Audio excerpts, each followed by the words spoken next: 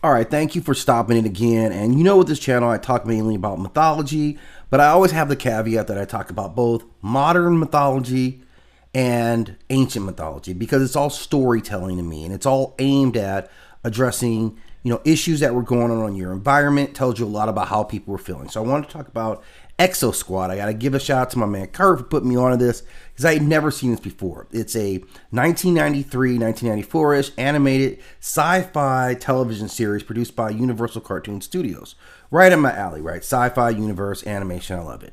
Right? This was a very ambitious animated series for its time, blending space, opera with military, science fiction, and tackling serious themes such as war, racism, resistance, and the consequences of genetic engineering. Now, this is the premise of this story here, and we'll get into why this is such a terrible series. Should have never been on TV. This is set in the 22nd century. Humanity has expanded into space, colonizing. So that tells you really what the first theme of this is. This is about colonizer culture, colonizing Venus and Mars, which I suggest is really doing a good job to try to normalize colonization. So while they're colonizing, they genetically engineer beings who are called the Neo Sapiens, who were created as a labor force.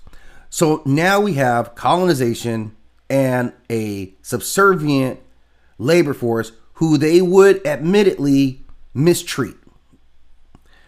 Following the years of the story, the Neo Sapiens, who are a different color, rebel against their humans creator, and that sparks an international war, which was ultimately put down because the Exo fleet was far more advanced. They had to don these exoskeletons to allow them to compete with the Neo Sapiens, who were physically dominant over them, right? So some very interesting themes.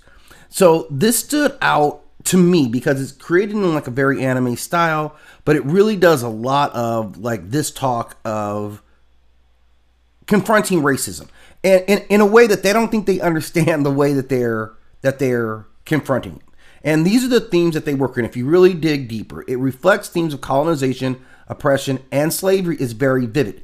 They're presenting themselves as the hero, though. The colonizers are the hero. This is what is interesting. Colonization and subjugation. Humans are shown as the colonizers. Again, colonization is good, utilizing the Neo Sapiens as a labor force, which obviously mirrors a lot of like imperialistic viewpoints, dominant culture, subjugation of other peoples for economic and territorial expansion. And then the idea that the Neo Sapien rebellion as the primary antagonist. So the colonizers and the oppressors are the hero. The people who have been subjugated and forced to work, who fight for to get their oppressors off their neck, those guys are the villains. And this show goes on to impress that the answer to all these complex issues is, of course, military force. So the militaristic and imperialistic overtones of what the Exo fleet represents starkly. Now, remember, this is 1993 when this is coming out.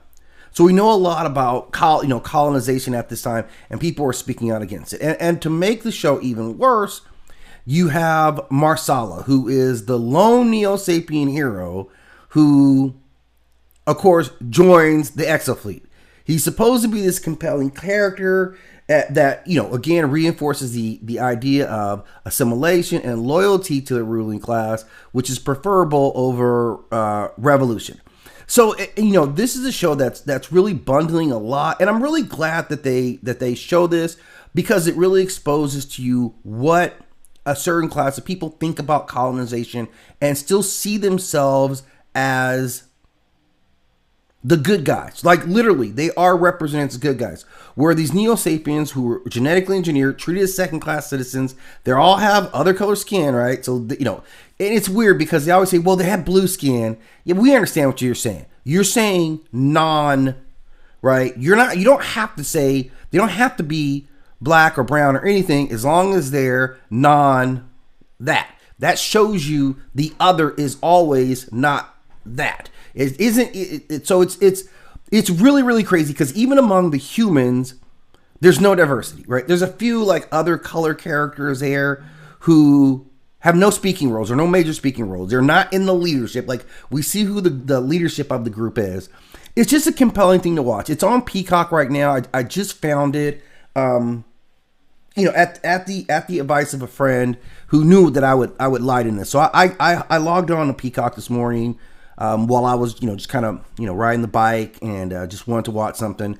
And it is definitely a narrative that really supports this centric vision of the world and the future and what they would think about in terms of making space. Like essentially what they were doing was making space great again. This is exactly what they were doing. It's a very scary peek into the ideology that of a message that was targeted for kids, right? So that's really where it is. You give us all the blasters and the guns and spaceships, and you ignore the stuff that's going on in the background and identify with these people as being the ultimate hero. So it's very scary that something like this gets produced in this day and age, which clearly is pushing a very certain agenda in a very specific way.